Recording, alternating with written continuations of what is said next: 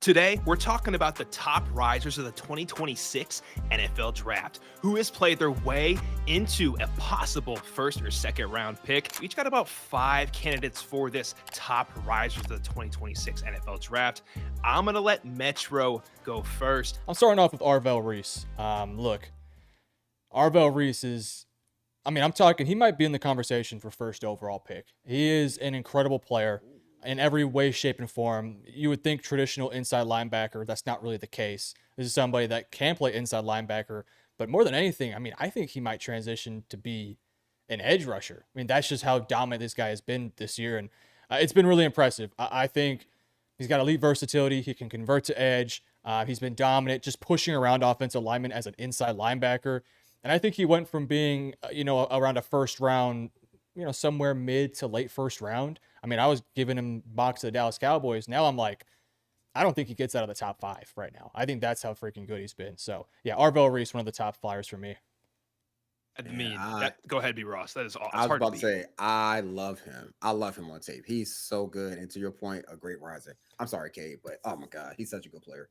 I was just going to take him to Krispy Kreme as well, but you did it for me. Arvo Reese is absolutely stupid.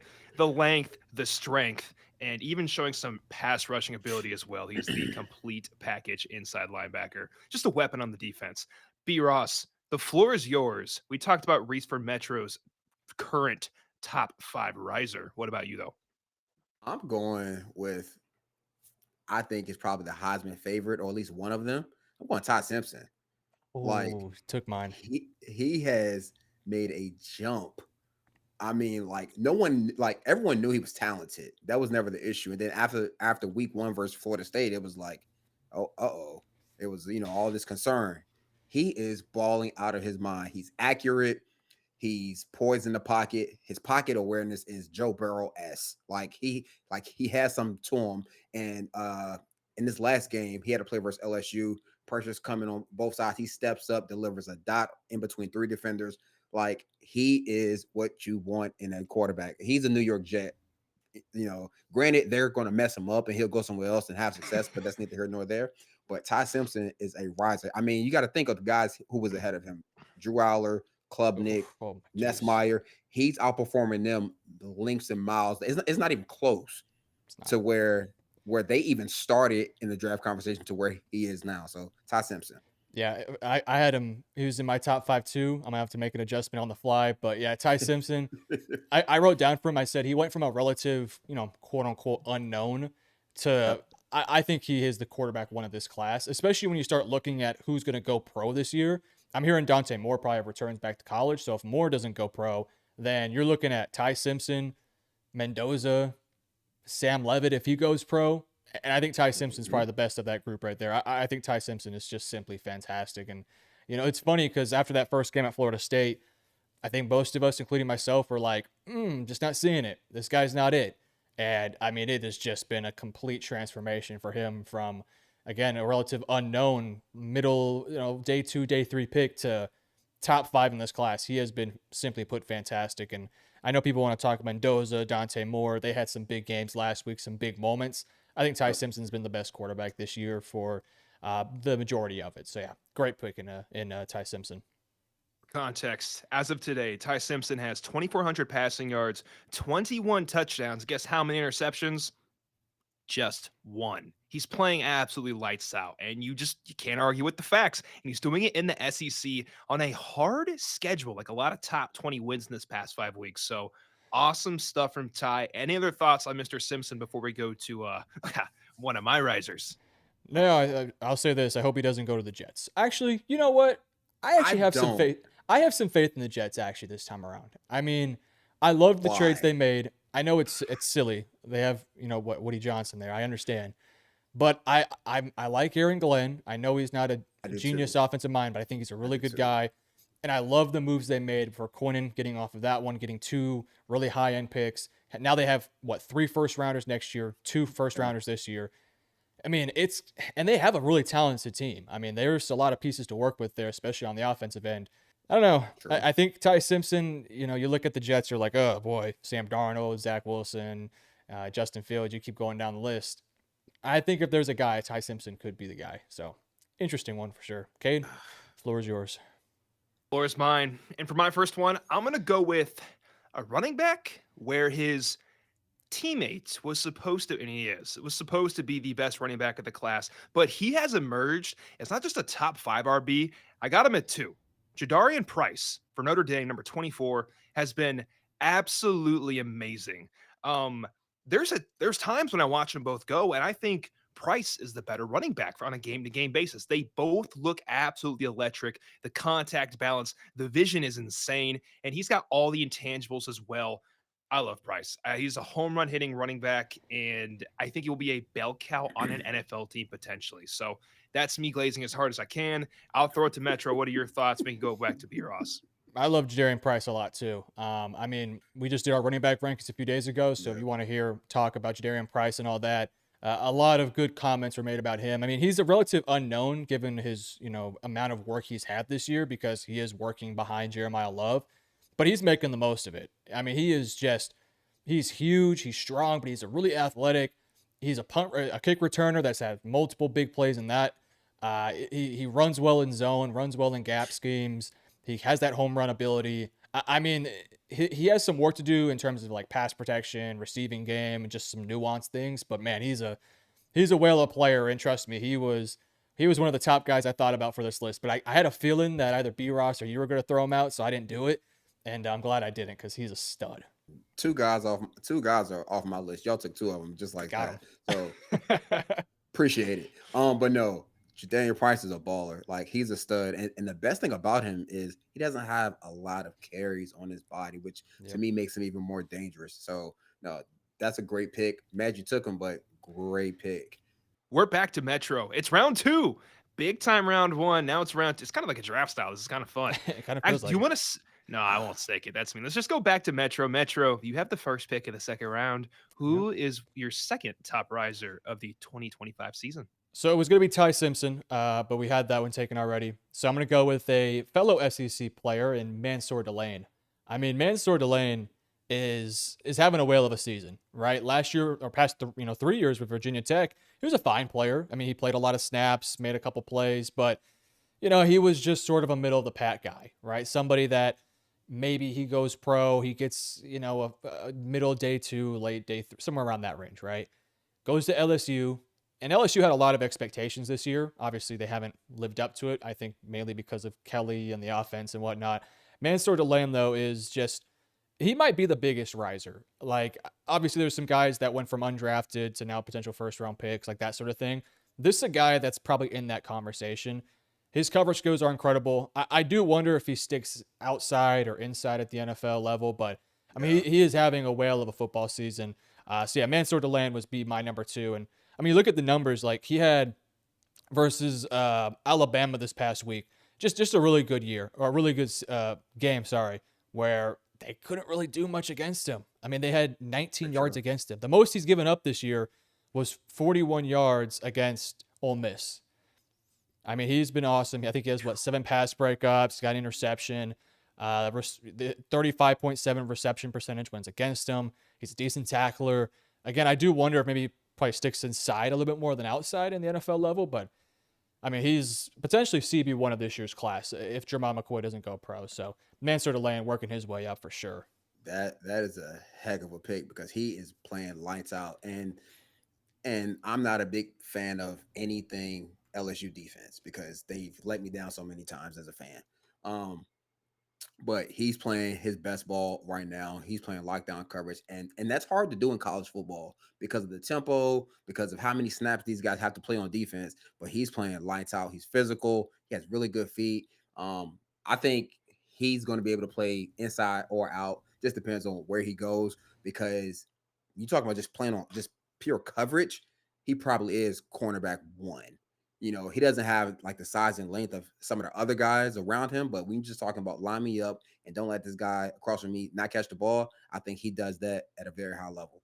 Awesome. Awesome selection right there. Let's go to B. Ross for his second round pick of the biggest riser of 2025 going to the 2026 NFL draft. The floor is yours. Yeah, I'm following Metro. I'm staying in the SEC and I'm staying on defense. I'm going Colton Hood. Oh yeah, good Everybody pick. knew McCoy was going to be the guy, and and then he got hurt, and that defense was pretty good last year, solid this year, but Colton Hood has made big leaps and bounds. He's a big, tall corner who can play press, he can play off. Like he's your ideal corner build. You talk about size and length, and then he's physical at the line, he's physical at the top of routes. Doesn't have the outstanding ball production. That's because ball don't come his way too much. So Colton Hood to me was like, I mean, and as a DB guy, I knew of him, but to see his progression from last year to now is, I mean, it kind of blows my mind because this is a guy who was probably late day two, early day three, and now he's probably going day one. You know what I mean? So Colton Hood, big time riser, big time player. Um, love him as a corner. So I've been very impressed to say the least. Yeah, it's scary to think about where Tennessee's defense would be without him. I mean, that defense for Yes. Tennessee, they got some players for sure. Joshua Joseph's Yes. off the edge, Colton Hood, but man, it's not a cohesive unit. This year has been rough for that defense. Without Colton Hood, I mean, my gosh, that secondary would be rough. So Colton Hood is having a fantastic football year. I also considered him too, but just slightly missed out. He's having a whale of a season. Colton Hood, awesome. Keep him on your radar for night one, even night two. Most likely night one, though. He's an awesome cornerback. Here we go. My pick. Second round. I'm going to go with the big boy. Let's talk about Akeem Mesidor, the Miami Ooh, love DN. it. This guy's Dang it. 6'3", 280. Obviously, you have Ruben Bain on Is one he- side. Yeah. What we'll be laughing about? I can't win for losing. This is Did I take another one of your picks? I'm down to like one name, and now everything's coming off the top of my head. This is Let's BS. go. Let's That's great. go. That's great. Akeem, man, he's electric. So you got Ruben Bain on one side, and you're like, you know what? Let's just double him and worry about. No, you can't do that. Akeem Mesidor is an absolute beast. He's 6'3", 280, quick, powerful, excellent hand placement. He's great in the run game, and even scary in the pass rush. This guy's quick. He's got good twitch ability. I watched his Notre Dame game where he was just terrorizing that O-line. Syracuse, of course, is going to do that too. The only issues you might say, well, we don't know. We haven't measured arms yet. You could say length and elite traits, but honestly, Akeem Mesidor, he could find his way into day one. I think he's for sure a day two lock, though, in my eyes. I love his upside on the D line. B. Russ, I'll let you go. Like, mind your business, Kate. Mind Let's your go. business, because when you talking about we turn on that Miami tape, Ruben Bain, he jumps out, of course, right? But then you just look on the other side, like, wait a minute, and he is wrecking shop. He's big, he's strong, and like the arm length. Let me tell you this little secret: whoever likes him, he's going to have the longest arms. Just That's put right. that out That's there. right. Because if I was measuring him, Oh, boy. I would measure him, and then whoever is running the pro day would measure him. So at the combine, he's going to measure. Let's say he's 32 and 5/8. At the pro day, he's going to be 33. I guarantee. I would make it so scouts have that power. So B. Ross, 36-inch arms. Like, whoa. I wouldn't no, I wouldn't cheat about 4 inches. Now, like an inch max, maybe half, but once it's at 4, then he has to get measured like 6-7 times by so many different guys. So you got to know how to finesse it so that your GM likes him and wants him. And that's a guy. If his arms are kind of on the shorter side, I'm measuring a little bit longer. Don't worry about it. Grow your nails long so that we go from shoulder to your fingernail, and we got it, because he is a really good football player. He's strong at the point of attack, and like as a pass rusher, he's gotten better and better week after week. Like you see the development, Yeah. you see like his hands are so, like, to me, like I love that in a pass rusher, because if you can bend and use your hands, everything else they really can teach you. They can teach you how to kind of, like the timing of it. But if you can do those two things, like power is nice, of course, always, but like the ability to swipe and swim, like he has that right now, and it's only going to get better. So great pick, Mad, you took him. My only concern with Mesidor, he's gonna be 25 on draft night. That's tough. Fair. But fair. I mean, what I will say though is True. like, if you are a contending team that's in a win now mode, Take him. take Mesidor. He's gonna be a really Yep. good rotational player for you. So yeah, Yep. love the pick there. Let's go. Let's go to our third round now. We have Metro kicking this one off. Or I'm not gonna say the dog days because we got so many good players to talk about, but now we're starting to eat at each other's list, and it may be we're having to move on the fly here. So you're going to see our true my guys down the road. Metro, you have the floor. Yeah, my list is holding up pretty well so far outside of Ty Simpson. Next up, I got linebacker from Tech, Jacob Rodriguez. Man. Mm. V- You V- B-Ross getting can't cooked. make this stuff up. V-Ross You might know as what? well just leave at this point. We took his Does he whole have list access already. to like your Google Doc or something? Like, what's going on here? I know mine's That's all what in it my feels notes. like. Mine are all in my notes. Look, Jacob Rodriguez. I mean, I've heard ballots where he's in the Heisman conversation. You don't get into a Heisman conversation as a linebacker unless you are a freaking dog. And he is. This is a guy that's been at Tech for a few years now. You know, it took a little bit. He wasn't bad the past couple years. And I will say, Tech's got they got that oil money now. So they got Mayo Hyde, they got David Bailey. I mean, they got some guys on the defensive line now that can go. So that definitely helps a linebacker. Jacob Rodriguez is a dog. I mean, he's a beast. I mean, what I wrote for him, he's a well put together linebacker with elite productivity. I know PFF, you know, a lot of people don't like PFF. I kind of don't blame them, but you look at the numbers don't lie. 95.3 run defense grade, 92.7 coverage grade. That's pretty freaking good, man. That's really freaking good. He has 3 interceptions on the year, multiple big time tackles, got a sack on the season too, a ton of tackles for loss. He's good in coverage. This is not a guy that's going to go round one. A lot of people are going to say, look at the numbers, look at the productivity, look at this and that, put him round one. I wouldn't go that far, but it's a really deep linebacker class this year. Rodriguez is right in the mix. This is going to be a guy that he'll make it to an NFL team probably late round 2, early round 3. And I mean, this is a guy last year that wasn't really on the radar. And so he just had this breakout season where I don't know if it's coaching, I don't know if it's talent. I kind of think it's talent, but he's just taken a big step forward in every way, shape, and form. He is the identity of that defense. He's the leader of that defense. And I mean, look, I'm not saying you take him over an Anthony Hill or you take him over a CJ Allen or anybody like that, but he's in that next sort of section of linebackers, and this guy's going to be in the league for a while. So really good player, 6'1", 235. B. Ross, I'm sorry that I've taken another one of your players, so my bad. I'm sick. I ain't gonna lie to you. Like I watched that game versus BYU, and Dominance. when Oh my Coach gosh. McGuire speaks highly of a kid, you listen because he's not wrong about character and work. Like any guy he's ever talked to me about, he was always spot on, even to how they will perform in the league. And Coach McGuire loves him, Yes, sir. loves him with every being in his body. And the tape shows you why. He's instinctive, he's smart, he's tough, he's physical, he can play versus the pass. Like it's nothing dynamic about his athletic ability. But you talking about just playing linebacker, getting off blocks, shedding, running side to sideline. I think he's one of the best in the country. It's just he plays at Texas Tech, not a real blue chip in terms of football, but he's getting his due respect, and I do think he has worked his way up in a major way because he is everywhere on the field. He's disruptive Mhm. in the pass game. He has ball production, high volume tackler, like, and he's the heart and soul of that defense, and a very big reason why the defense is so good. So like that's a really good defense out there in Lubbock, and he's a big reason why. And I'm mad again that another name is off my list, and screw both of you. Oh man, I feel bad, but at the same time, I'm glad I got to talk about him. I It's feel it's bad, honestly but just it's cinema at this point. And if you don't believe this fine YouTube gentleman who with a ton of subscribers and also this previous NFL scout, let me just read the stats. Currently in 2025, he has 48 solo tackles, 1 sack. Hold on, this is where it gets fun. 7 forced fumbles. Yep. I can't count that on one hand. That's 7 forced fumbles to repeat that, and 3 interceptions. Is that a DB? Most DBs don't have 3 interceptions in college. This guy's playing lights out, and you need to have him on your radar. He looks Same. fantastic. Anything else, gentlemen? Nope. Good player. Good player. bastards. Good player. B. Ross. We keep Don't taking talk your to me. players, B. Ross, but I know you got one in the chamber. So who you Always, taking in round 3? I always have Always. players in the chamber. Always have, always.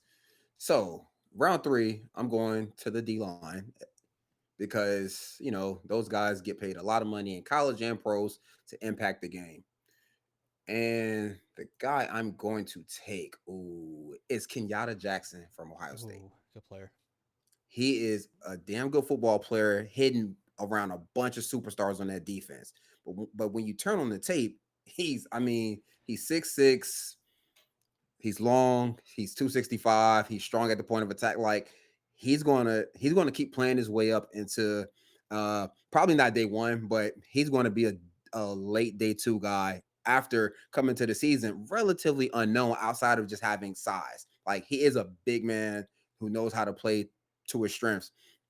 But on that defense, he stands out because he does his job. He allows Arvell Reese and Sonny Styles to make plays because the ball is not getting outside of him. Like he does all the little things right. To me, he's supremely athletic, but he's also fundamentally sound. He plays the game the right way, plays with good pad level, and for a big guy, first off, playing with good pad level is hard for anybody over 6'3" and 250 pounds. Let's put that out there, people. Like it's very hard for those big dudes to play low. And he does it at such a high level that it's just hard not to notice that he's also very explosive and he's violent and he's strong. So I think he's one of those guys who's also going to test well and is going to push him just a little bit higher. But I've been watching that defense because I love good defensive football. I love when offenses don't score. I do. I get a little warm feeling in my heart when the score is 10-3. I love it. So when you watch Ohio State football and you see that all the time that they're not allowing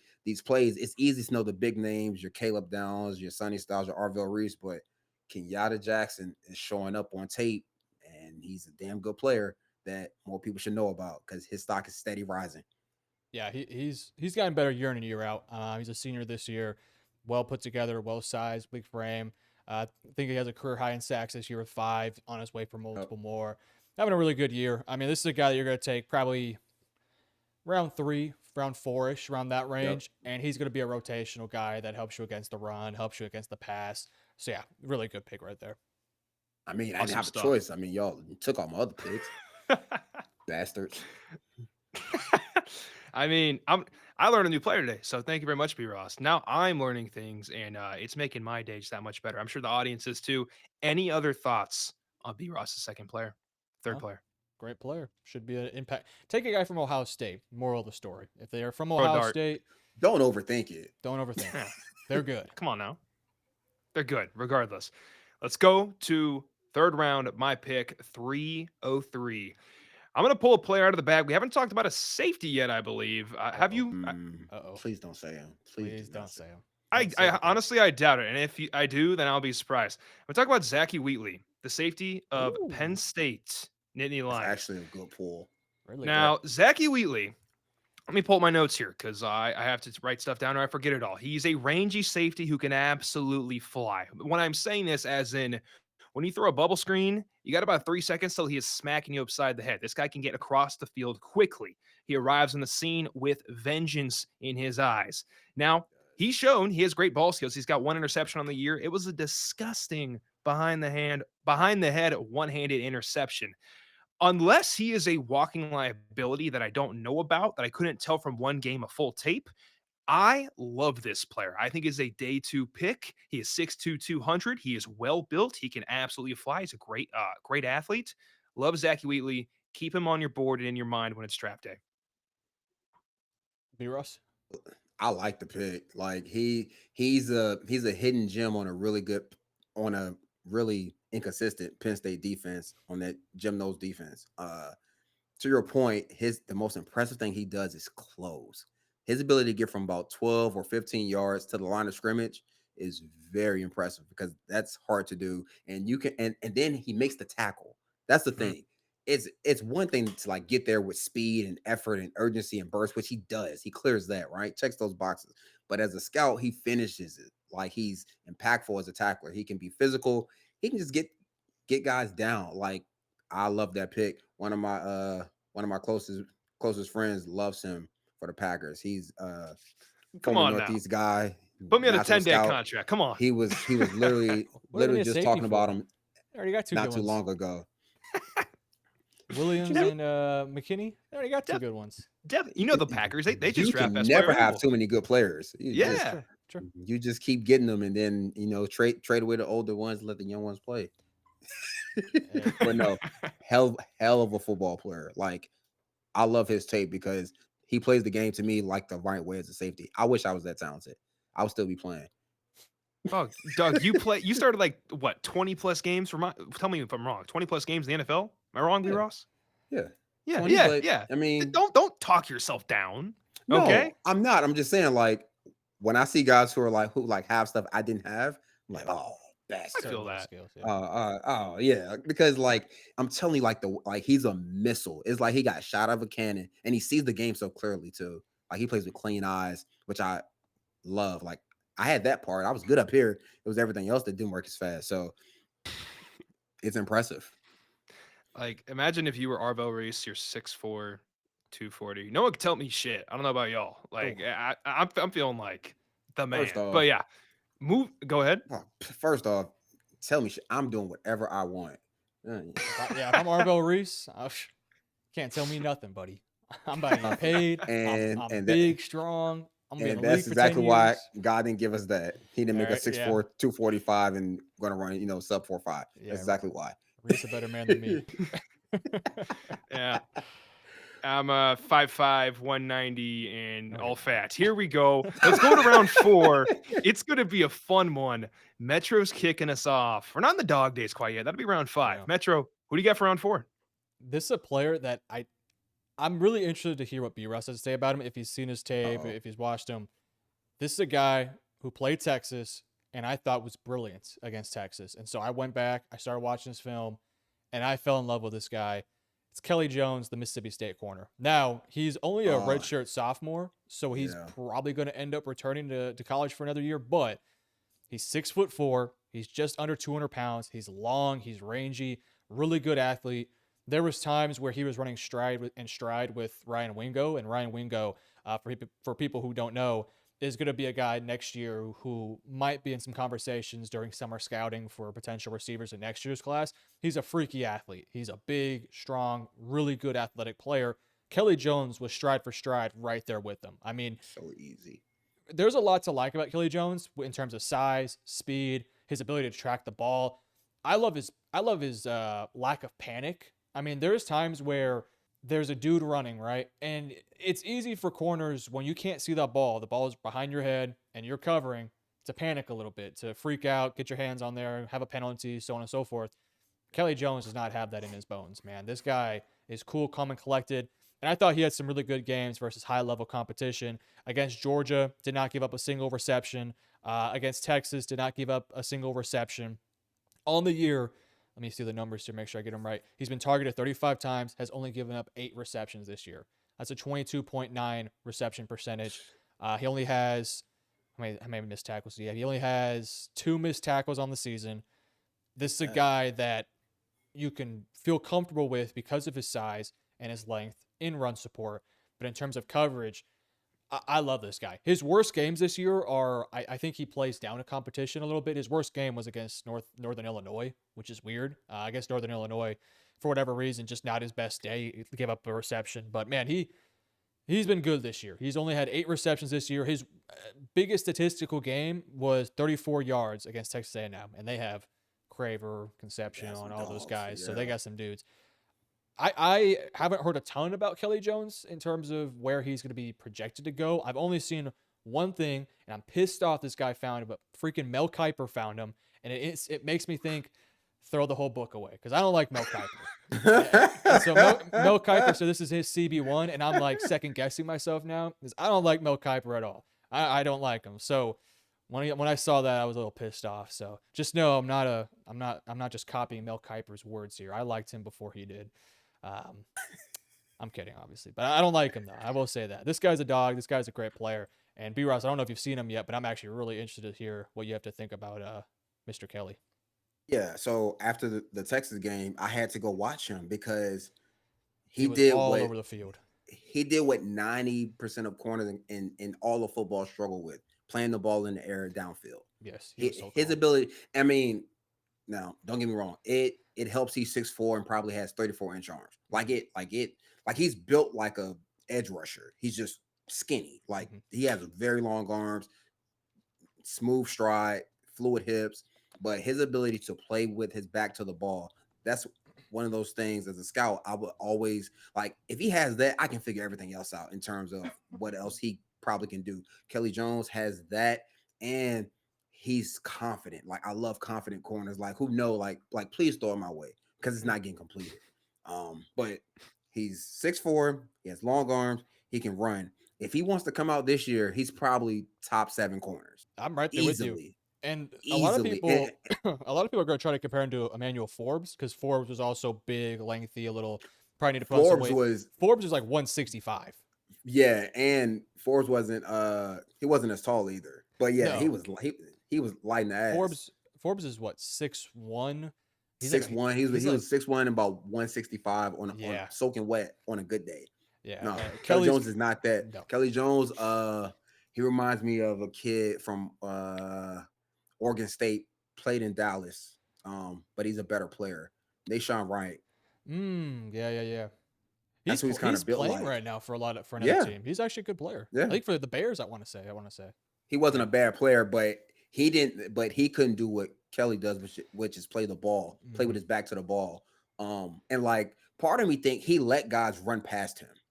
Like part of me almost think like he just lets guys just creep past him so that then he can just okay, I can run too, and then doop. Like it's so impressive. Like his timing, his patience, his ability not to panic when so many guys panic. I mean, NFL, college, high school, all guys panic with their back to the ball because they don't want to give up a catch. It's like he doesn't care.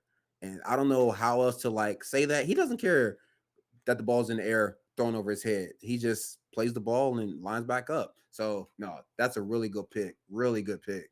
Yeah, I'm interested to if he returns to college, because I believe he's eligible this year, and I wonder As a if redshirt sophomore, yeah. my question would be if he returns to college, do you think he transfers to get a bag? I mean, you tell me Texas wouldn't offer this guy $1 million to Shit ton of transfer money. somewhere. I mean, Yeah. if I'm him, if I would test the market, see where I'm at in terms of am I a first, a second round pick, wherever I'm at.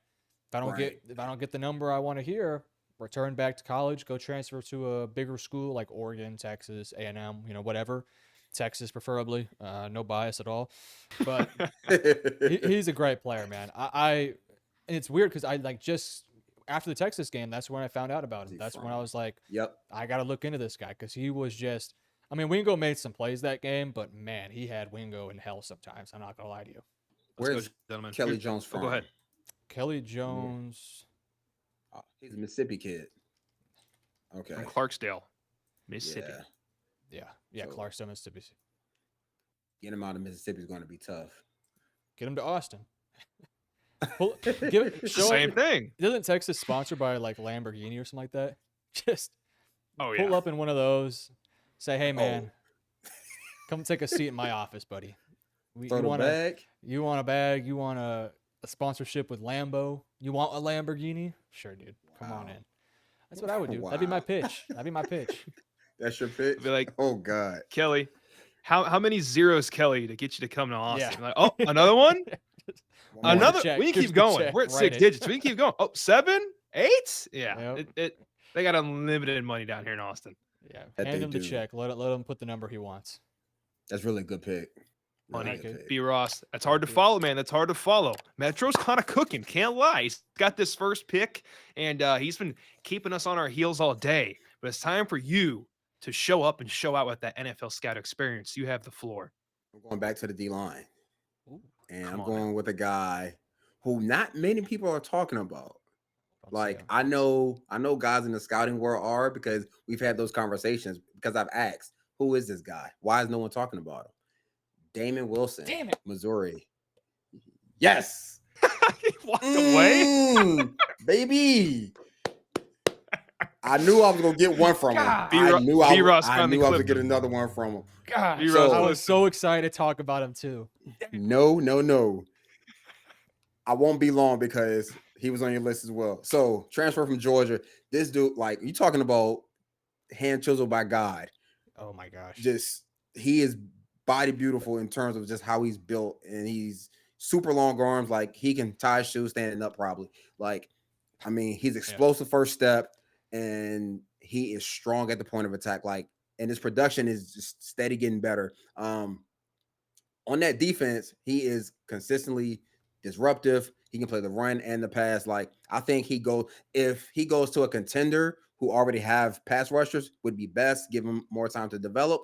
And then after that, you let him loose because he has some stuff to him that not too many guys has. To me, if you love Keldrick Falk at the top of the draft, if he's sitting there late or in the second round, I think he has the same upside. I don't think he's there as a player yet, but I do think he has the like similar upside to Keldrick Falk. I love Darren Wilson. I've been watching him now for probably like 6 weeks. Just like, why isn't he getting more love? Just what am I missing? And clearly, I'm not missing anything. I'll I'll, I'll say this, Damon. I'm not a big Keldrick Falk guy. I I struggle to see him as a top 15 pick. I struggle to see him top 25, honestly. Damon Hmm, Wilson is like, if you're that's a looking, different video. that is a different video. Maybe we'll do something like that. Well, maybe we'll. It's not that I don't like Keldrick Falk. He's freakishly gifted. I just it's the Michael Williams conversation for me with that one. The Fair. who was the Cincinnati guy? Jamar Uh, Stewart. Shamar. Yeah, Shamar. Yeah, Right. It's kind of that conversation with me where it's like, man, I'm big with you. size, big frame, not there with him yet. Damon Wilson, I mean, my God, he's somebody that I think should go a lot higher on like day 2-ish, around that range. He's a former 5-star, went to Georgia, transferred from Georgia. Now he's having a really good year. I wrote that he was dominant against or not Georgia, dominant against Bama, dominant against South Carolina. He's explosive. He's an athletic edge rusher. He's got tools. A lot of these, this is a weird draft for edge rushers because so many of them are speed, outside, 3-4 outside linebackers, just, Yeah. and they got tools. They got all those things, but they're not going to be great against the run because they're not really well built. They're not put together nicely. Damon Wilson is now. He's got to be stronger at the point of attack. He doesn't really have much of a power pass rush right now. Yeah. He's got to work that into his skill set. Yep. But man, he comes off the edge just with bad intentions. He's explosive. He's athletic. He could bend a little bit. Again, I don't know if he goes round one. I'd be a little surprised if he went round one. But I mean, if it's me and it's between Keldrick Falk and Damon Wilson, I'm probably taking Falk for the upside. But man, it's close. I think Damon Wilson should be like, he's one of those guys that I think right now we're talking probably third round, fourth round. I think after the combine, if he goes pro, I think by the time we get to draft night, I wouldn't be surprised if he's a top 50 pick. I really wouldn't. He's going to be, the guy last year who went to Tennessee in the second round that kind of came out of nowhere. I think could be kind of like that guy, somebody that we're not talking about right now in terms of being a day 2 pick. He's going to be a day 2 pick. This guy's really freaking good. Oh, yeah. So I'm so pissed you took my guy. But I got my replacement now. I got my replacement, so I feel okay. Bags deep. For reference, Damon Wilson the second. He's currently got 6.5 sacks in the season, and we are not finished yet, folks. And an interception as well. He has been playing lights out, no questions asked. Any other final thoughts on Mr. Wilson? No, good player, man. Really good player. Really good football Cool, player. Metro. Instead of me flipping a coin, I'm gonna let you choose. You want a tight end or do you want a linebacker? Ooh, give me your tight end. We've been a lot of defense, Yeah. a lot of defense lately. We We're have on offense. for the tight end. I'm gonna go with maybe an underdog. I don't know. Maybe he's casual. Who knows? Michael Trigg, Baylor Bears. He's number 1 on their team. If a tight end's number 1, that's for a Good call. reason. This guy's already got 600 yards in the season, 40 receptions, and 6 touchdowns, averaging 15 a catch. Folks, when you watch him play, you cannot take your eyes off this guy. He has excellent, excellent hands as a football player, runs great routes, and he can get moving when he's got the ball in his hands. Great run after catch ability. I mean, he is a threat with the ball in his hands. Can he block? I don't know. Honestly, I haven't seen it on tape, but I don't really care. I don't really care. He's a big slot, and that's what we're going to use him for. Ludicrous hands, moves well. I'm up. Sign me up. Michael Trigg has had a great year. He's a 5th-year player, I believe, at Baylor, and he has played his way into big-time conversations in the draft. I love it when I'm not mad at that pick. I love it I when am not kids mad like at that. I love it when kids like, yeah, he's got this flaw. I could give a damn though. This guy's a I don't baller. care. I love it. I Keep it a love buck. it. Keep it a I buck. love Michael Yeah, I'm Trigg just being too. honest.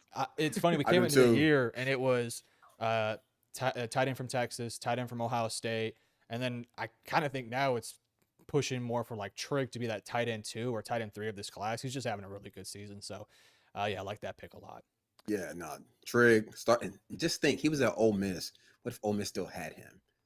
Like that offense would be even that much better. But no, he's a really good football player. Like as a receiver, I don't think it's too many guys like at that position better than him physically. Like where he's going to be making or broken is to what is Cade's point. Like, does he run block? Can he? But Jatavian Sanders didn't run block either. Let's put that out there. True. And he went what, second round? Yeah. I'll take it. I will absolutely take it. Yeah, like you said, you mentioned Daquan Wright at Ole Miss and Michael Trigg on the same 12 personnel. Be disgusting. Let's go to round five. Round five. Final one. Metro, B. Ross, then me. Metro, you have the floor king. Who's your final pick? So last year, or I guess not last year, a few months ago, right before the draft, Cade, I I don't want like you this. to, Cade, he's not going to be your guy. I promise you. Well, he might be. Is your guy a quarterback? No, Okay, good. So you're good. Okay, that's too easy. who was the guy last year that Oh God. you were in love with, and I was like, this guy's not it, and now he's a starting quarterback in the NFL. Who's I in love with? Yeah, you were in love with in the 2025 draft. All right. I feel like you're talking about Tyler Shuck, and I wasn't in Uh, love with him. You had him in your top five. You love the guy. I had him outside my Quarterbacks. top 10. Yeah, well, top five quarterbacks. Yes, that's what I'm Yeah. talking about. Okay. Yeah. Okay. Fair. Fair. Fair. Go ahead. I'm going to give you who's going to be this year's Tyler Shock. I'm talking Brendan Sorsby from Cincinnati. Sorsby Ooh, is good somebody pull. who, because I like we talked a bit earlier about Ty Simpson, how the class is really thinning out. It's thinning out like big time because Moore returning to college, Sellers probably returning to college, Levitt might return to college. You're looking at a class that is Fernando Mendoza, Ty Simpson, and that's about it. I mean, there's a chance even John Mateer returns to college because Nussmeyer and Drew Aller, Kate Klubnik, those guys, I don't know where they're going to go. They're not going to go round one. I mean, home. Drew Aller is going to destroy pro days and just show off immense arm talent. He could work his way back up into some of those conversations because of the talent and upside, because we see it every year where guy throws great at pro day, shows off a can of an arm, works his way up. I don't know if that'll be the case. Sorsby is somebody who I don't know if he's Tyler Shock to me. Tyler Shock is a good quarterback, not a great quarterback. He's not going to be Drew Brees, Peyton Manning, or he's not even going to be Dak Prescott or anybody like that. But he's going to be a really solid starter / really solid backup. And this is somebody who I think right now we're conversating about third or fourth round pick. Wouldn't be surprised if once you start realizing how thin the quarterback class is at the top, we're having conversations about maybe is Sorsby that third guy off the board at quarterback, depending on how things go. So some of his pros, I think is a quick release. I like his mobility. I think he scans the field quite well. He's shown consistent improvement year in and year out. He's a decent athlete. He moves well in the pocket. I would say his arm talent is just about adequate. It's not great. He doesn't have elite arm talent like a Drew Aller, but it's good enough. It gets you to the NFL. He's got good leadership ability. I think pressure is really what he needs to work on. It's not that he's, Carson Beck. Like Carson Beck can't stand a free rusher. He's just going to panic, right? This guy's not like that. But he's, like most young quarterbacks, is not great at processing fast when there is pressure in his face. His decision making can waver when the play breaks down. He's not really much of a playmaker, but again, it's the Tyler Shock thing. If Tyler Shock can get drafted in round 2, Brennan Sorsby for sure as hell can. And That was a miss. well, I mean, look, Shock played good this week, so my anti-Shock agenda is gonna have to be it's got to be pushed back for another week because he was better than Bryce Young this past week, way better than Bryce Young, and we're gonna have a video on quarterback needy teams. Ooh. Carolina going to be in there. That's for another video. That's for another video. But yeah, I like Brennan Sorsby a lot. PFF currently has him ranked 104 behind Mateer, Nuss, Lenore, and all these other guys. I think if Mateer returns and Levitt returns, he might be QB3. I mean, he might be QB3. So good player. Keep an eye on him. Your team that needs a quarterback might draft him next year. So just be ready. That's a good pull because I like his tape. There isn't a throw he can't make. His accuracy does falter at times versus pressure, but nothing where I'm like worried about it. Like Carson Beck. Like Carson Beck is, he sees ghosts when it's like one runner coming through. Like he sees straight ghosts, and it's just three guys rushing. But no, Brendan Sorsby, he can make every throw. His ball placement is what separates him from a lot of guys. I think he has the innate ability to move the ball almost like a pitcher or like a golfer chipping the ball in from like 100 in. He knows how to place the ball exactly where he wants to, and to me, that's what gives him a really good chance of being a good pro, because everything else he can do, it's just he does it at an inconsistent rate, if that makes sense. But the player, good football player, deceptive athlete, elite ball placement. I think it's elite ball placement because he Agree. knows, I'm telling you, like his ability to just manipulate the ball in the air. I don't know how quarterbacks do it, but it's like a baseball pitcher. It's like they know how to throw a fastball, yet a slider, and just put it right on the back shoulder. And it's just completion, and they make it look easy. He has that ability. He is going to get better at all the things that he needs to work on, because that's a quarterback coach's job. Like, but I think ideally he goes somewhere where he can, sit and develop. Because once he gets on the field, he's going to have a winning effect on whatever teams he's at, because he does know how to win. I give him that. That dude plays the game the right way. He knows how to win. So I like this pool. I'm glad it wasn't one of my guys. Makes me Could I happy. pitch to you a potential location that may at first you Ooh, might be like, oh, I don't know about that one, but then you start thinking about it more. The Jacksonville Jaguars. I don't know if Lawrence is going to be the guy long term. I I He's like it. so inconsistent. One week he's I God, like it. next week he's terrible. I mean, it's just he's so confusing. And I think Liam Cohen could be looking for a guy that is consistent. We saw what he can do with Baker. Yep. Just throwing it out there. I don't Very hate it true. there. I'm no Trevor Lawrence fan. Never was. Never thought he was what everyone drafted him to be. Thought he was very inconsistent and is showing up now. So I actually don't dislike that. Well, I liked him. I didn't think he was Peyton Manning though. When you start hearing the Peyton Manning conversation, it's like, all right, Peyton Manning was like, top 5 quarterback Simmer. all time. What's what's the point of making that comparison? He's never going to reach that height. But He wasn't even Andrew Luck, no, let Andrew alone Luck. Peyton Oof, Manning. Luck was an Andrew Luck insane. was like Yeah, like people forget how good that dude was coming out. Like when we talk about generational talent, generation means like we will see him and we won't see another guy similar. Like it's one guy. Peyton Manning is like one of one. I Just in agree. terms of overall talent, and they gave Trevor Lawrence so much love and hype, and I never saw it. So Jacksonville, I actually like that pick because Sorsby does a good job of distributing the ball to his like on time. He plays on time. Yep. That's what I like about him too. Trevor Lawrence doesn't play on time. You got to play with that eternal clock in your head. As soon as your back foot hits, balls out, balls out. And so no, good pull, man. Thank you. I'm impressed. Thank I you. can't lie.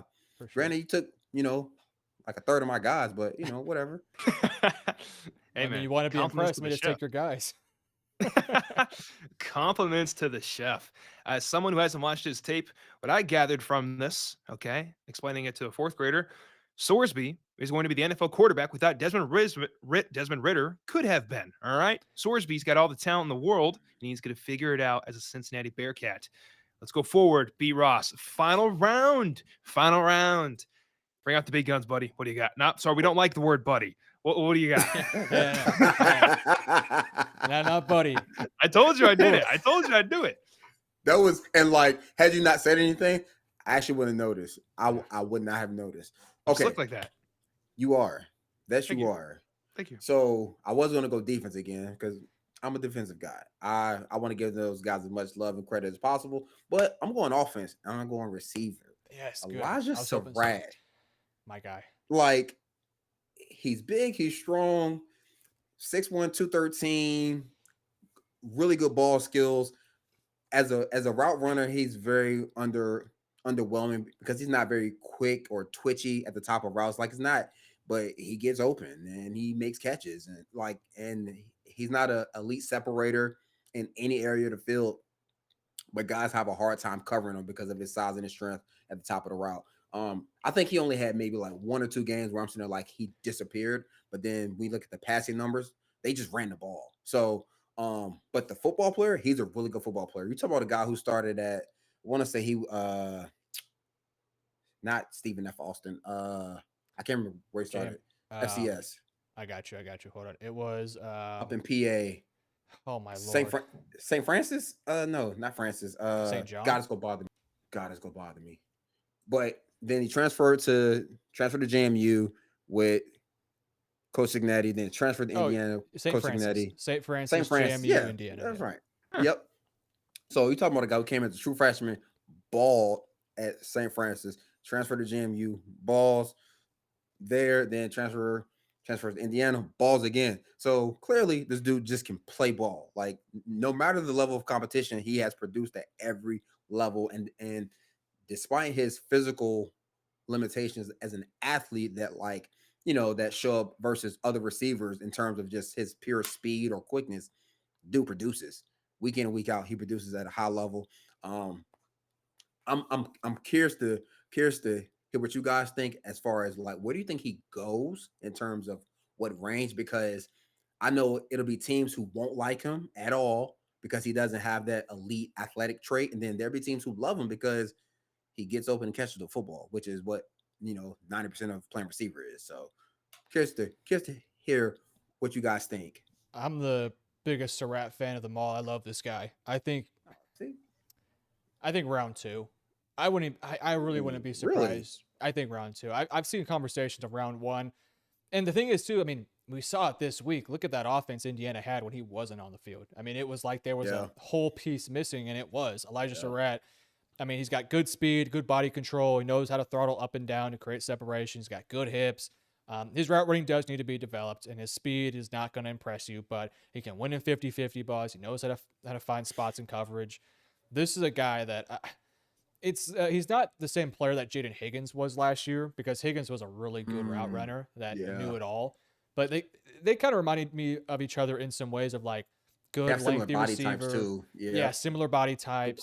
Good call. Not going to wow you with their speed or athleticism, but they can win 50-50 balls. They got good hands. They can find spots in coverage. They're never going to be top 10 wide receivers in the league, but they're always going to be really good complement pieces to a number one. And that's what I think with Elijah Surratt. Like, if I am a team, I know the Seahawks just traded for Rashid Shaheed, but if I'm looking for a big body guy that can win downfield to pair with JSN and Shaheed, I think Surratt would be a great fit in Seattle. So Mm. I think round two is I think round three is the latest he goes. I think the earliest he goes is late round one. That's my prediction.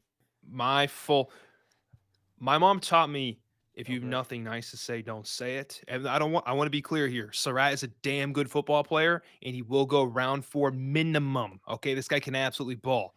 Personally, y'all can see by my rankings from past videos, I'm an athleticism guy. That's true. But as we see going forward, year by year in the NFL, you don't have to be an athlete, a wide receiver, to be a good wide receiver. No. You have guys like Puka, you have guys like Egbuka that aren't elite athletes, but they are tearing up the league. So guys like Makai Lemon, guys like Surratt should be ranked higher than we probably have them. So I'm all ears. I respect the hell out of the pick, and that's probably my biggest fault as an evaluator. So I'm gonna take a back seat and let y'all cook. Day one, Elijah Surratt. You heard it here first. Yeah, for Surratt's I think my wide receiver seven. You can flip him. It's between him and Yeah. Brazel for that sixth spot. I have Brazel just a little bit ahead, but I have for transparency. Me and Cade did our top 10 receiver rankings not too long ago, so check that out. But I had him above Denzel Boston. Like, I had him firmly in front of Denzel Boston Hmm. and firmly in front of Chris Bell, who I know a lot of people love Chris Bell. I think Elijah Surratt's a really, really solid football player. And I like Denzel Boston too, but I would take Yeah. Surratt over Denzel Boston. So that's just me, though. Interesting. Interesting. I'm curious because I think he has like some of the widest range in terms of where he can go. Totally. Because if he tests, like let's say he runs low 4.5, Oh, I He think will. he's in He's not that gonna. He won't run a late 4-4. he's late day one, early day two range. If he runs slower than that, That's the concern. that's the concern. And then that's where Cade's Yeah. concern comes in and it's validated. Then now it's like, well, or it makes some team look like a genius because they got great value for a guy that's going to end up starting for him. You know what I mean? So it's just he's one of those guys who I like his tape a lot, but I'm just where does he go, and then how soon does he have an impact, and then it has to be the right fit to me. I think this is just a perfect player we can talk about. as evaluators, we're guys on a microphone talking on a YouTube channel. As evaluators, when you're talking about the NFL draft, it is so much more fun to boost these players and hype them up than tear them down. I don't want to play devil's Absolutely. advocate. You just asked my opinion, so I was being honest. It I is fun to boost I these guys. It's the point of this video. Elijah Surratt is sick. I loved bringing down Jackson Dart last year. That was great. Well, you had a vendetta, okay? That was personal, all right? He did Kind something of. to you clearly. He like spit on you in a parking lot. I Yeah, don't you're know right. what it was. Yeah. You're right. I Yeah. don't know what it was. Pushed but me. it was Stole my money. yeah, it was Yeah. valid. Oh, And I didn't like JJ McCarthy either. And I don't like McCarthy much anymore, too, because he has this whole 9 persona now. Call him nine. see, okay. It's one of the goofiest things in football. Yes, and mainly because he said it. So 100%. If that's anybody the else issue. would have said it, If it would have anybody been else cool. said it about him, bro, because we didn't call Aaron at times. Like when like Yes. it's late in the game and like it'll be like, after all the whole news that you left him too much time. But early in his career, like after his first MVP or like doing his first MVP season, you just say, hey, 12 got it. Yep. Like A-Rod, you 12. knew it, and every time he delivered. Yep. Like he didn't call himself 12. Everybody in the building, he wasn't Aaron, he was A-Rod when like he wasn't playing football. But when he was 2-minute drill, need a touchdown, need to get in field goal range, that drive versus Dallas when he made that throw running left, 12. That's when you say that stuff. You don't go on a press conference and say, yeah, my other persona. That sounds like Beyonce when she announced that she had another persona called Sasha Fierce. Like, that's Beyonce. She's a woman. She can do that. As a quarterback of an NFL franchise, you can't do that. You can't call yourself another person and then think it's cool. Like that's lame. I'm glad you said it, because I was going to say the same exact thing. I'll say it. Lame. You can't do that. Like he sounds exactly how he looks, like a child. You can't say that, bro. He is a child. He's young. That's where I'm going to give him grace. He's a baby. He's younger than all of us, gentlemen. First off, that's not saying much. I'm old. Well, I'm an unk too, man. But like, whoa! I didn't say whoa. Time out. I didn't say I was an unk. Granted, I am. I am. That's not. I don't identify as such. Oh boy. All right, Cade, this your shit's last too one. fun. Go ahead. Let me wrap this up. Y'all want I'm not gonna do a guard because y'all know the guard, and guards aren't fun. That's no way to cap it off. Let's do a linebacker or an edge. I'm gonna let y'all choose. I'm gonna I let Metro choose last time. B Ross, do you want a linebacker or you want an edge? Let's go linebacker. Let's go linebacker. Let's talk about Deontay Lawson, Alabama. He's 6'2", 228, a little bit undersized at inside linebacker. But Lawson is the sheriff of the front seven. He's an excellent athlete with high-end lateral and vertical movement, and it's elite quickness as well and agility. He knows he's not stronger, so he just gets around blockers like literally in the blink of an eye. He can absolutely fly and makes a play on the ball. He gets skinny, gets through the holes of the O-line, and gets after that running back. Now, his movement is definitely an asset, so coverage is not a problem for him. His instincts are one of the best in this class in my eyes. He's undersized, but he lets that play to his strength, not be a weakness. There'll be times when it's inside run and we're in the red zone, and you probably got to take him out of the game, and that's okay. But for the rest of the time, when you want to sub in a nickel cornerback, I feel like Lawson could be that bridge in your defense that allows you to be flexible in cover and also cover the run as well. I love him. He's a great football player at the end of the day. Yeah, I mean, he's just a really good player. I know he's probably I wouldn't call him undersized necessarily, because you got linebackers in NFL that are like, some of them are 5'11", 6 foot. I mean, he's at least 6'2". It's true. He's not going to come off the edge like an Arvell Reese or an Anthony Hill or anything like that. He's just not really a blitzing linebacker per se. But I think he's good in coverage. I think he's a really good run stuffer. He can get downhill. He's physical, not afraid of contact, can get off of offensive linemen. That's kind of the prototypical linebacker, right? And the guy, I look back at last year, and Chris Paul Jr. for Ole Miss, he's an undersized linebacker, right? He was a lot smaller. Deontay Lawson, I think, has good enough size. So I wouldn't be too worried about his general size. I do agree that you can definitely use him on nickel packages, but I think he can be used in goal line situations too. I mean, especially if you have, like, you put him in Tampa Bay, for example, I think that'd be a really good fit. Playing behind guys like Vita Vea and letting those big dudes up front eat up blocks. I mean, And they need a linebacker. So Deontay Lawson round 2 to Tampa Bay. I dig Who it. says no? Who says no? D. Ross, thoughts? I like Deontay Lawson mainly because when I played with him in NCAA football last year, he won me a lot of games just because like I didn't have to put in. I'd have to put in the safety. I can leave my linebackers in, and he can cover. Like he can Yeah. legit cover and move the way coaches wish most linebackers could move. I mean, like he's a really good football player. His ability, to your point, Kay, his ability to like get around blocks.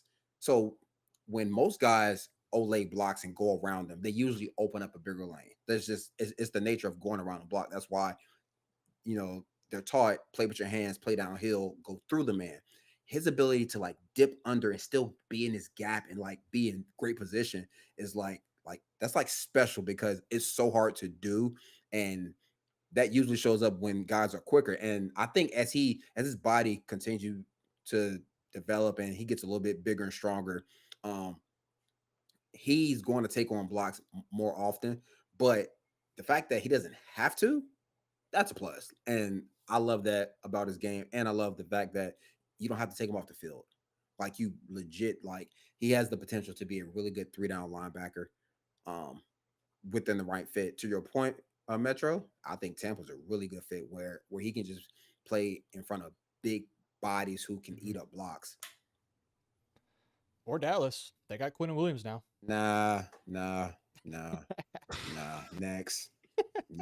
He can come to Green Bay. We'll just take Anthony Hill, I guess. Terrible. Twist my arm. Yeah, that's fine. Twist it. That's fine. Jerry Jones is like good football player, so that won't happen. No, he loves good football. He just traded 2 high picks for Quinn Williams. That's how desperate he is. He traded Micah Parsons away to get Kenny Clark. A whole different Jerry conversation. Jones is a great evaluator. I don't know what you're talking about. Kenny Jerry, Clark's been no, great his for team's Dallas. not bad. Team's not bad. Jerry's pretty rough. Guys, this was our rising stock video. Like if you watch this far in the video, because thank you so much. And guys, we're on the way to 1K, and it starts with you. Go sub down below. Thank y'all very much. We appreciate you more than you know. Love you guys. Have a great day. Metro, get us out of here. Appreciate you guys for watching. Hit that like and subscribe button. Peace out.